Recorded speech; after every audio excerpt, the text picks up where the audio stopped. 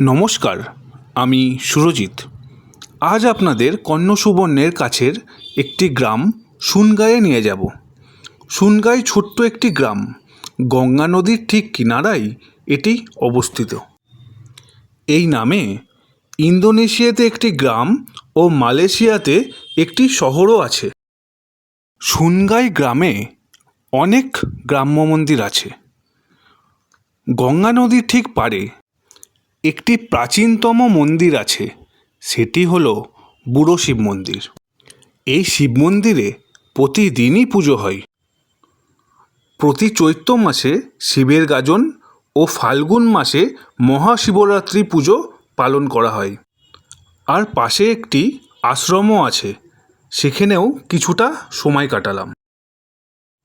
মন্দিরে পুজো দেখলাম আর প্রসাদ খেয়ে গ্রামের প্রাকৃতিক সৌন্দর্য উপভোগ করছিলাম।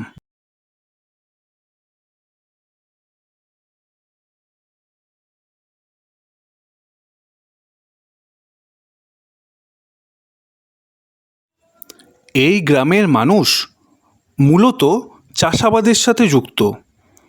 বিভিন্ন ধরনের সবজি এখানে চাষ হয়, যেমন পটল, কুমড়ো, ওল, বেগুন, আরও কত কী।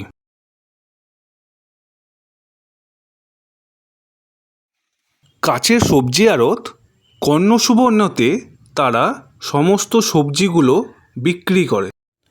জমির কিছু পটল আপনাদের দেখাই।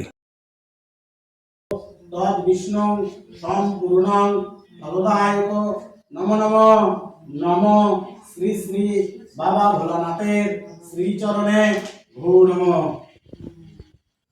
হ্যাঁ, একটা কথা বলা হয়নি। প্রাচীন শিব মন্দির সম্পর্কে শোনা যায়, কোনো এক ব্যক্তি গরু লাঙল দিয়ে জমি চাষ করছিলেন। লাঙলের ফালে শিবলিঙ্গের মাথায় লেগে শিবলিঙ্গ বেরিয়ে আসে। বর্তমানে এখনও এই শিবলিঙ্গের মাথায় দাগ দেখা যায় এবং শোনা যায় ওই ব্যক্তি তার সমস্ত জমি এই মন্দিরের নামে দান করে গেছেন। আবার নতুন কিছু দেখার অপেক্ষায় সোশ্যাল স্টার সুরজিতের সঙ্গে থাকুন। সাবস্ক্রাইব এবং ফলো করুন।